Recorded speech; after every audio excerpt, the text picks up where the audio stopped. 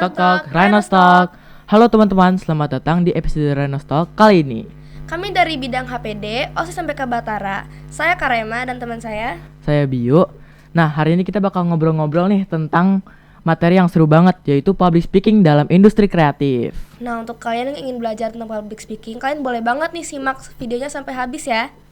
Nah, Kar, kamu tahu gak sih public speaking itu apa? Sebenarnya sih aku tahu ya, tapi kayak baru dikit-dikit doang. Karena kan kita di lab school tuh udah terbiasa banget ya public speaking. Kita sering presentasi di depan kelas, menjadi MC, menjadi moderator dan lain-lain. Tapi sebenarnya kamu, sih iya masih kurang paham. ya? Iya. Nah, kalau gitu kita sambut aja nih, langsung aja kita tanya ke orang yang profesional dalam public speaking. Wah, siapa tuh? Pasti penasaran kan? Beliau ini adalah seorang aktris, pengusaha, model yang tentunya membutuhkan skill public speaking dalam dunia karirnya. Nah, kita sambut aja nih Kakak Hesti Putri. Hai, kakak. Aku dipanggil kakak, aku seneng banget. Halo, selamat datang Tante. Selamat Gimana nih datang. kabarnya? Halo, Karima, Abi. Yuk. Baik. Kalian sehat kan? Sehat. Sehat. Kamu mau berbicara atau ngobrolin tentang public speaking? Dalam Betul, industri kreatif. Industri kreatif, oke. Kira-kira pertanyaannya apa? Yang pengen ditahuin apa? Lumayan banyak sih. Tapi kita mau Tante kenalan dulu nih ke audiens Oh, iya. biar pada tahu. Oke, kenalkan, nama saya Kak Hesti Putri.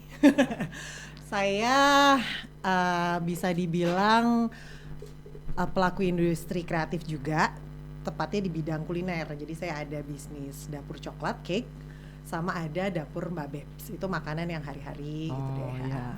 Terus kalau untuk di bidang TV, kan industri kreatif macam-macam ya bidangnya. Lebih dari 10 tuh, banyak banget. Tapi biasanya tuh yang paling menonjol itu di kuliner, terus di fashion, sama satu lagi tuh industri kayak kerajinan. Nah, itu tuh biasanya yang paling iya. Tante kalau sekarang tuh sibuknya berarti itu dong, mengurus usaha itu.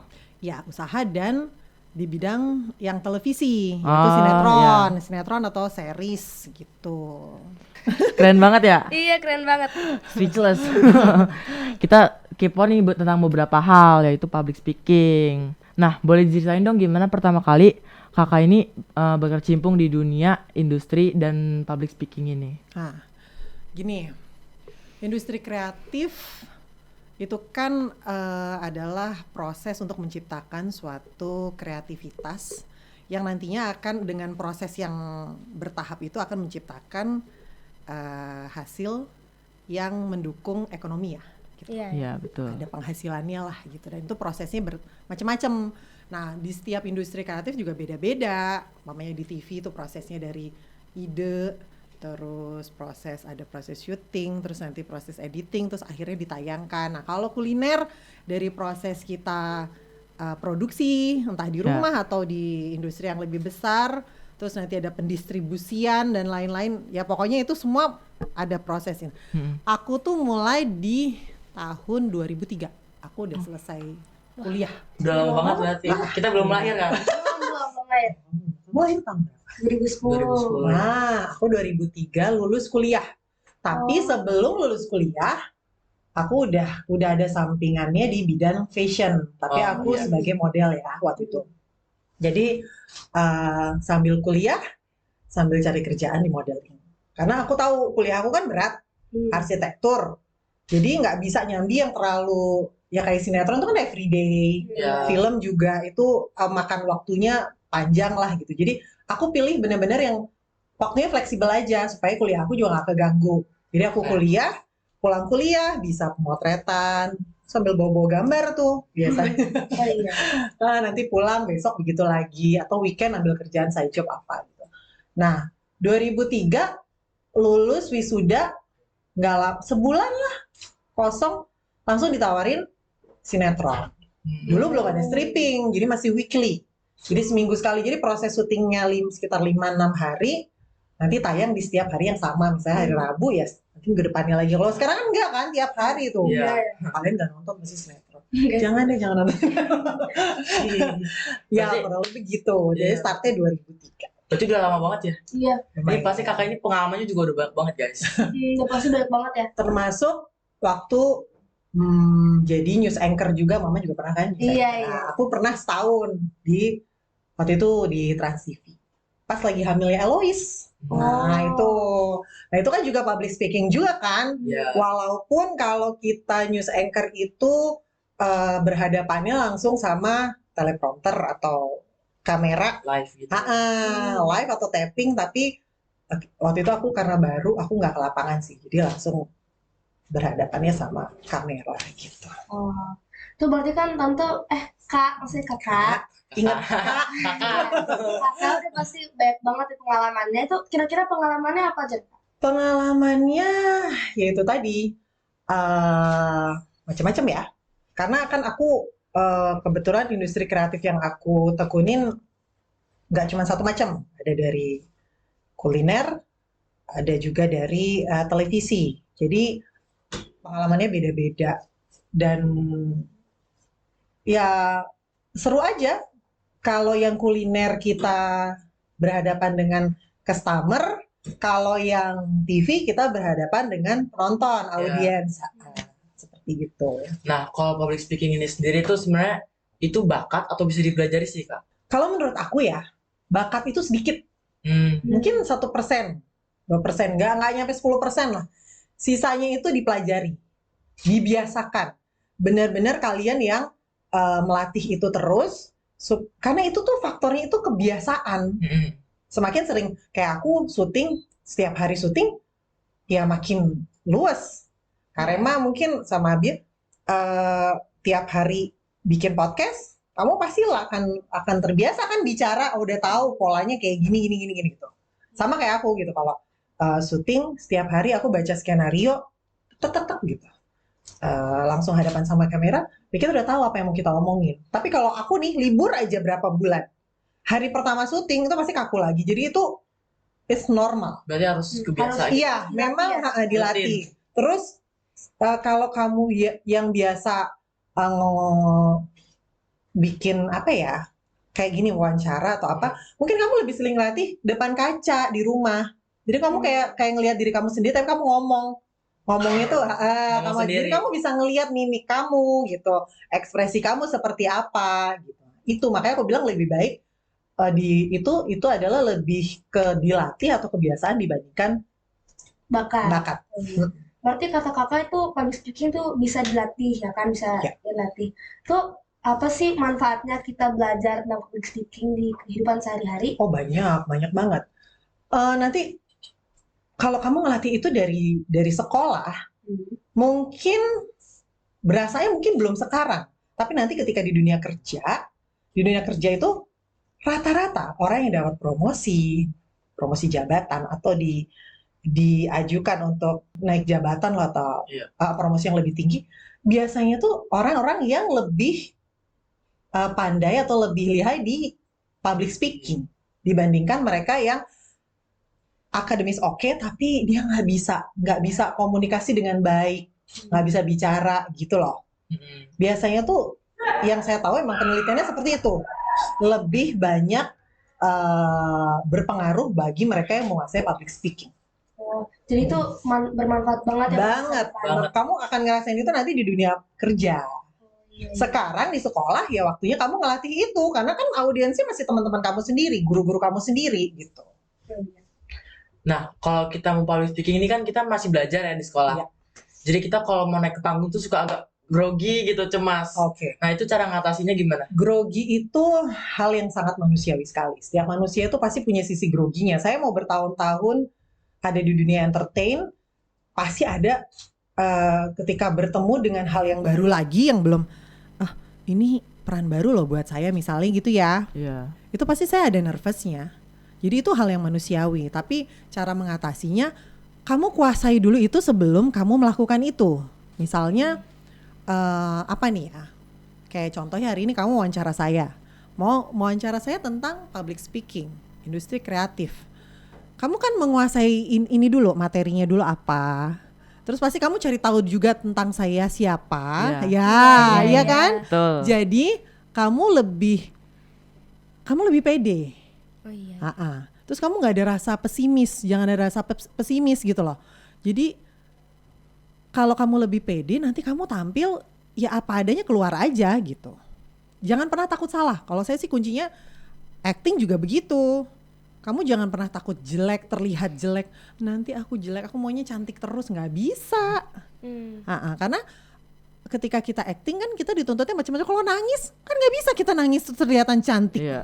Jadi nggak maksimal ya. Iya, ya emang adanya emang harusnya begitu ya begitu gitu. Jadi grogi atau nervous lah apa namanya itu wajar banget. Asal satu kalian tuh menguasai dulu materi yang akan kalian sampaikan.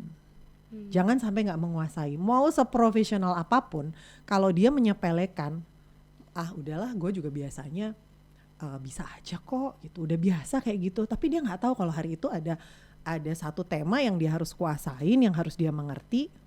Nah itu udah deh pasti bubar. Nah, aku kepo nih Tante. Ini kan kalau Kakak. Oh Oh iya, iya kakak. Oh lupa mulu. maaf. Oh, iya. Kakak. Iya. Nah, saat kita public speaking gitu atau tampil di depan panggung, itu kan kita nggak bisa menuhin ekspektasi semua orang ya. Itu Iya. pasti kayak ada audiens yang garing atau yang nggak sependapat. Atau netizen. Iya. Ya, netizen kalau nggak kita di tertarik dunia gitu. kita kan. Nggak tertarik. Intinya adalah kamu harus tahu bahwa nggak semua orang itu kita paksa untuk suka sama kita atau setuju dengan pendapat kita. Perbedaan itu wajar. Manusia itu kan macam-macam ya, pemikirannya macam-macam, pendapatnya macam-macam. Jadi kita nggak bisa paksa orang untuk setuju dengan apa yang kita sampaikan, kecuali sesuatu yang udah pasti 1 + 1 sama dengan 2 gitu. Itu ya udah begitu gitu kan. Tapi kalau sesuatu yang buat diskusi atau Opini. iya opini gitu kan, atau gue nggak suka artis itu, gue sukanya si ini. Nah, emang kenapa orang dia nggak kenapa-napa sama lo gitu ya? Pokoknya nggak suka aja. Dia nggak punya alasan untuk nggak suka. Itu wajar. Tinggal kita gimana menyikapi orang yang tidak suka sama kita. Jangan kepancing, gitu. Kalau di sekolahan mungkin apa ya? Anak lain nggak suka, terus dibully. Mungkin ada anak memang yang ketika dibully mental dia nggak kuat, tapi ada anak lain yang berbeda yang ketika dibully bodo amat, nggak apa-apa bully gue, toh lo nggak lebih baik dari gue, dia lebih pede mungkin gitu kan. Akhirnya kesel kan yang ngebully gitu loh. Iya. Jadi suka nggak suka itu gimana kita menyikapinya, karena itu tadi balik lagi, kita nggak bisa paksa semua orang untuk suka sama kita. Ya, karena orang punya pandangan, pemikiran, pendapat itu pasti berbeda. Tinggal kitanya aja gimana, confidence-nya kita gimana. Kamu punya kelebihan, tunjukin kelebihan kamu, gitu loh. Nah, terus kakak nih, pernah nggak sih ngerasa down pas dapet kritikan gitu selama masa karir kakak? Pasti ada sih, gak mungkin gak ada. Pasti ada ketika kita menciptakan sebuah karya terus ada yang nggak suka, oh gitu doang ya, ternyata nggak bagus atau apa gitu. Pasti ada. Terus cara menyikapinya, kalau kan kakak ini pernah down nih, terus kakak itu bangkit lagi itu gimana? Yang tahu diri kita itu kita sendiri. Jadi yang bisa nyemangatin diri kita ya kita sendiri. Kita nggak bisa berharap orang lain yang nyemangatin kita atau kasih kita yel-yel. Ya kalau ada teman yang seperti itu nggak apa-apa gitu. Tapi kan ada teman yang ketika kita down malah kita ditinggalin gitu kan. Nah siapa yang nolong diri kita sendiri? Kita dong, ya kan? Kita tunjukin bahwa oke, gue bisa perbaiki itu. Aku bisa perbaikin itu. Kasih yang terbaik. Cari kesalahannya apa yang kemarin. Kemarin apa ya? Yang orang nggak suka apa ya? Kalau saya di dunia acting karena saya biasa antagonis, saya biasanya tuh bukan dibikin down tapi lebih ke mengejek, ya kan. Ada aja gitu karena dia nggak suka sama peran saya, terus dia menghina saya, tapi menghinanya lebih ke pribadi gitu kan. Nggak apa-apa, cuekin aja gitu. Berarti kan dia kepancing sama apa yang saya lakukan gitu. Oh berarti berarti acting lo bagus sampai mereka kayak gitu gitu kan. Mereka kepancing gitu loh. Jadi selalu berusaha untuk ambil positifnya. Kalau ada sesuatu seperti itu jangan kamu lihat negatifnya aja. Ambil sisi positifnya supaya kamu gampang bangkitnya lagi. Oke. Gitu. Ini keren banget guys tipsnya dari Kak Hesti Putri. Iya. Kita harus terapin sih di kehidupan sehari-hari ya. Betul, Iya. betul. Supaya kita nggak cepet down. Iya. Harus pede terus. Betul. Ya. Nah, tapi kita masih kepo banget nih karena ada beberapa pertanyaan kita yang masih kita cepet. masih banyak. Nah, aku kepo nih Kak. Itu Kakak pernah nggak sih saat presentasi atau nampil gitu pernah tiba-tiba ngeblank gitu? Oh pernah. Aku pernah pas lagi siaran, karena kita kan kalau siaran berita tuh pakai teleprompter ya. Teleprompternya Live. mati. Oh. Tuh, berarti kan kita harus cepet kan? Cepet mengambil, ini gue harus apa? Karena itu live. Nggak mungkin gue diem aja terus ditonton orang, aku freeze gitu kan. Iya. Memang kita pegang paper ininya sih gitu. Jadi ya harus cepet. Tapi itu memang semua, saya bisa bilang itu semua berdasarkan jam terbang sih. Jam terbang itu pengaruh. Semakin itu tadi aku bilang, semakin sering kamu tampil, semakin sering kamu berlatih, semakin sering kamu mengulang-ulang itu pasti kamu tahu, kamu cepet gitu loh tanggapnya kalau ada, improve-nya bener. Jadi kalau emang ada something gak beres, entah kamu langsung, oh ini gue kayaknya harus alihin ke sini nih, gue harus langsung cepet. Itu seperti itu, itu harus cepet banget. Nah, Tapi terus- itu biasanya nanti diajarkan kok. Oh. Kan itu kan lebih didalami kalau di dunia reporter, kamu akan diajarin. Nah itu, pas diajarin itulah kita harus fokusnya seperti apa itu nanti ketika diajarkan. Nggak mungkin kalian dilepas gitu aja tuh nggak mungkin. Oke. Seharusnya kita ngapain sih kalau kita kayak ngeblank gitu, harusnya ngapain Kak? Ya itu tadi, berpikir cepat. Apa yang harus kamu lakukan berikutnya? Jangan grogi. Makin kamu grogi, makin kamu nge-freeze, kamu makin terlihat ditonton orang, makin terlihat bodoh gitu. Jadi Iya kan? harus improve ya? Iya, Ya. improve aja. Atau mungkin sekalian aja kamu bikin jokes atau apa yang Mencairkan suasana. iya benar. Kalau kamu main lagi nge-MC atau lagi gitu, atau lagi bertemu sama audiens, aduh sorry nih, gue kok ngeblank ya gini ya. Tapi dibikin suasananya mencair. Kalau kamu cuma diem nge-freeze aja kan, audiensnya juga ini orang kenapa nih? Ya, ada apa nih? Iya. Terus selain ngeblank nih, kakak tuh sering melakukan mistake apa yang kayak menjadi kebiasaan gitu, jadi aduh salah ini lagi gitu. Pernah ada nggak? Jarang sih. Intinya kesalahan yang tidak boleh dilakukan ketika kamu public speaking adalah satu, tidak menguasai materi, kedua jangan terburu-buru ketika bicara. Hmm. Jadi kalau bicara yang jelas, vokalnya jelas, jadi audiens mendengarkannya juga enak. Iya. Dia ngomong apa sih gitu, nggak samar-samar kedengerannya, nggak jelas. Terus jangan menggunakan kata-kata penghubung yang kayak kebanyakan gitu loh. Nah itu tuh yang kayak gitu-gitu tuh biasanya tuh ya, kalau anak-anak apalagi seumuran kalian, Iya. Iya. kalau ada pembicara yang kayak gitu diulang-ulang, entah guru entah bintang tamu, pasti nanti jadi ejekan. Kita hitung dia ngomong berapa kali gitu kan. Saya juga pernah muda soalnya. Jadi saya tahu biasanya gitu, kita hitung ada berapa kali dia ngomong gitu, ya atau enggak gitu ya, begini ya gitu. Nah itu tuh kata-kata yang diulang-ulang itu juga nggak perlu diulang-ulang sebanyak itu gitu.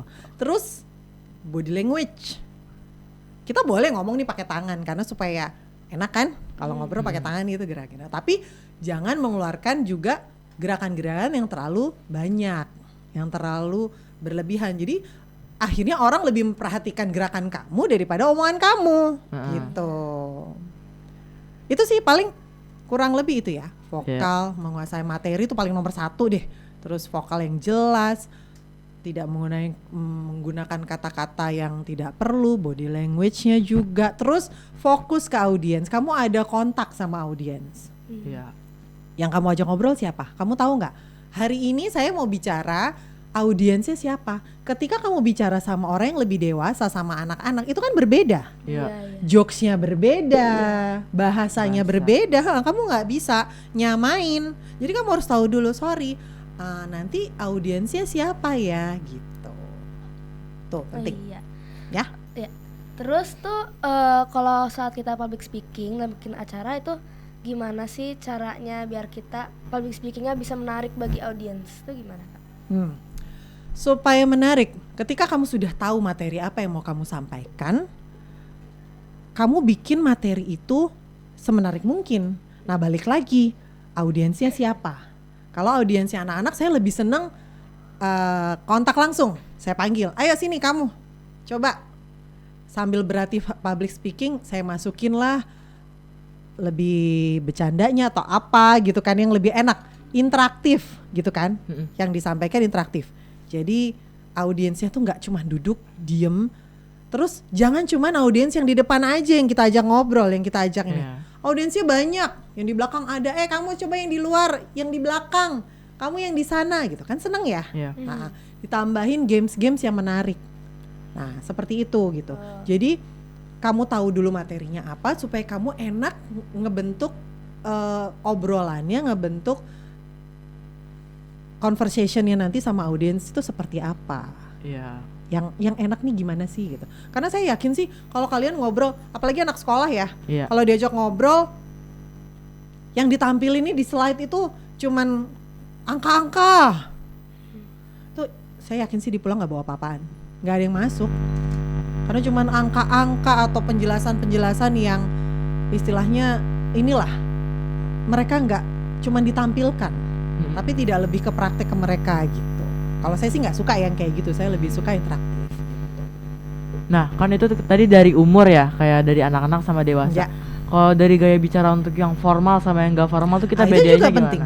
Itu juga penting sebenarnya. Ketika formal ya kamu nggak bisa terlalu banyak jokes yang jokesnya kan beda ya, jokes orang jokes yang ketika formal sama yang acara formal sama acara yang santai, pasti kamu bisa bedain sih itu. Jadi apalagi kalau biasanya kalau formal sih audiensnya lebih dewasa, tapi nggak juga sih. Kalau saya bilang mau apapun public speaking, mau yang kita hadapin dewasa pun atau formal pun, kalau nggak ada jokesnya nggak akan cair. Kalau nggak ada gamesnya nggak akan cair, makin ngantuk. Apalagi makin tua orang makin ngantuk, makin cepet ngantuk. Anak-anak aja diajak ngomong monoton aja ngantuk, apalagi yang udah lebih tua gitu loh. Tuh.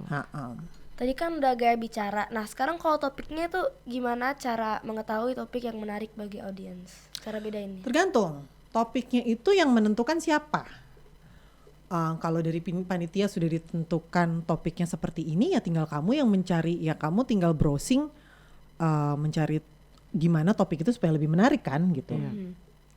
Tapi kalau kamu yang disuruh mencari topik, ya carilah topik yang sesuai usianya gitu. Kalau ke anak-anak kamu mencari topik yang lebih menarik, umpamanya tentang bullying, tentang musik, ya kan kalau anak-anak, atau tentang games, gadget, apa pokoknya yang hari-hari tuh relate sama anak-anak deh gitu. Supaya mereka lebih gampang mencernanya, lebih gampang menerimanya gitu. Tapi kan jarang ya kalau anak-anak berbicara ke audiens yang lebih tua, itu jarang sih. Tapi kalau saya ngomongin, oke, saya deh yang dewasa bertemu dengan audiens yang dewasa. Ya tetap saya harus mencari topik yang relate sama usia mereka gitu. Ya misalnya mereka lagi seneng tentang konser musik gitu. Kan ini after covid konser musik gila banget kan. Jadi saya membahas tentang konser musik, gimana perkembangan konser musik after covid misalnya gitu, yang mereka ini gitu loh, yang mereka senang. Terus berdampak enggak sama yaitu tadi misalnya topik-topik tertentu, orang yang seperti kemarin Coldplay misalnya, ada yang menentang LGBT karena apa gitu-gitu kan ya. Itu kan menarik sebenarnya dibahas gitu. Nah itu kita bahas gimana caranya supaya menarik gitu. Kita browsing dulu sumbernya dari mana, umpamanya data, oh iya ini datanya tuh ternyata yang nggak suka itu yang menolak siapa, umurnya usianya berapa gitu, kenapa dia menolak. Nah nanti itu akan menjadi sebuah perbincangan yang menarik Betul. Itu lagi interaktif lagi, Iya. ditanya atau apa. Mungkin awalannya openingnya, nah itu penting. Opening ketika kamu public speaking, bikin opening yang menarik. Supaya kita, karena itu first impression ya kan. Jadi kamu ketika bikin opening yang menarik, wah apa nih seru banget nih kayaknya, nonton ah. Akhirnya nonton orang gitu. Kalau awalnya udah flat, udah yang ay teman-teman kita mau ngomongin tentang public speaking. Public speaking tuh apa sih? Iya apa ya? Udah ganti channel. Orang pasti males gitu Iya, kan. Berarti public speaking ini butuh latihan banyak juga kan? Banyak banget. Nah kira-kira berapa banyak tuh latihan public speaking itu? Semakin kamu sering melakukan ya semakin luas kamu. Heeh. Semakin mudah, semakin menguasai, semakin tahu kekurangan kamu apa, di mana kekurangan kamu, makin gampang kamu pelajari itu. Ya emang harus sering gitu loh. Wah, gak kerasa ya guys, kita udah ngobrol banyak banget sama Kak Hesti. Iya, ilmunya juga Iya, banyak banyak. banget. Makasih banyak Kak Hesti udah mau ngobrol sama Iya kita. deh Karema, love you. Dan juga udah ngasih banyak tips and tricks tentang public speaking ya. Oke. Iya. Kakak punya nggak nih pesan-pesan buat siswa-siswi SMP Lab School Cirende yang lagi belajar public speaking? Tips dan trik. Kalau tips, ya itu tadi sih sebenarnya buat kamu yang memang benar-benar tertarik dengan public speaking, sering dilatih, sering membaca literasi atau apa, karena semakin kamu terlihat smart karena sering membaca atau tahu berita atau apa yang terkini, itu kamu akan semakin menguasai semua materi atau perbincangan yang lagi hangat. Jadi jangan pernah malas untuk membaca atau mencari tahu berita-berita terkini. Terus kedua, sering melatih diri. Yaitu tadi, ngobrol di cermin, ngomong sendiri lah apa gitu. Halo, saya Karema misalnya gitu. Kamu tahu kurang kamu apa? Oh ternyata kalau aku ngobrol, kalau di kaca kelihatan aku sambil senyum lebih enak ya dilihat gitu. Terus semakin sering kamu ngobrol di kaca gitu sendiri, kamu makin tahu kan, nanti kan pasti tiba-tiba kamu freeze. Oh oke, aku tahu, abis ini aku harus gimana gitu. Jadi kamu semakin tahu kekurangan kamu apa. Berlatih, itu nggak akan pernah membuat kamu makin bodoh, enggak. Pasti makin bagus, semakin lebih baik. Terus percaya diri dengan apa yang kamu punya, kemampuan kamu apa. Orang mau ngelihat kamu seperti apa, terserah. Yang penting kamu merasa, oh aku confidence, tapi jangan overconfidence juga ya. Saya nggak suka juga sama orang yang terlalu overconfidence. Percaya diri dengan kemampuan kamu, karena itu yang bikin kamu nanti nggak pesimis. Karena kalau kamu udah pesimis, udah rusak semuanya gitu.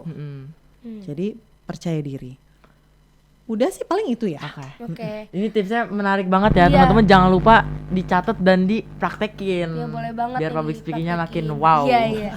Oke teman-teman, terima kasih banyak sudah nonton kita sampai akhir. Tapi jangan kemana-mana dulu, karena kita mau bagi-bagi hadiah nih, ya kan Biu? Betul. Iya. Bagi kalian yang bisa jawab quiz dari kami, kamu akan berkesempatan untuk mendapat merch eksklusif dari Rhino Stock. Betul, ini eksklusif banget karena cuma Iya, bisa iya. dapetin di Rhino Stock. Betul. Nah, jadi pertanyaan pertama itu, apa tips dari Kak Hesti dalam mengatasi kecemasan sebelum berbicara di depan umum? Yes. Untuk pertanyaan kedua adalah, apakah profesi dari narasumber episode Rhino Stock kali ini? Nah, betul. Buat teman-teman yang tahu jawabannya, boleh langsung tulis di kolom komentar dengan format nama, kelas, dan jawabannya. Betul. Kita akan memilih jawaban yang tercepat dan tertepat untuk bisa mendapatkan hadiah eksklusif dari kami. Batas menjawabnya adalah 16 Desember 2023. Jadi mendingan kalian jawab sekarang deh daripada ketinggalan. Berarti masih ada berapa hari lagi? Ada 2 hari lagi. 2 hari Nah, lagi. cukup Iya. dong ya, kan Cukup. sambil nonton bisa tahu jawabannya. Betul. Nah, pemenangnya ini kalian bisa lihat di IG story OSIS MPK Labstrand di tanggal 17 Desember. Betul. Buruan jawab ya guys, jangan sampai kelewatan. Iya. Sekali lagi terima kasih banyak Tante Hesti untuk Kak Hesti. Kak Hesti. Kak Hesti. Karena belum biasa. Belum Iya, biasa. belum, belum. Iya. Terima kasih banyak Kak Hesti udah ngobrol-ngobrol sama kita hari ini. Sama-sama kami Karima dan Abi. Iya. Semoga sukses dan sehat selalu ya Kak. Kalian juga Iya. ya. Makasih Kak. Ya, terima kasih juga untuk kalian yang sudah nonton sampai akhir. Sampai ketemu di episode selanjutnya. Dadah. Bye-bye. Tok tok tok. Rhinostalk. Rhinostalk. Rhinostalk.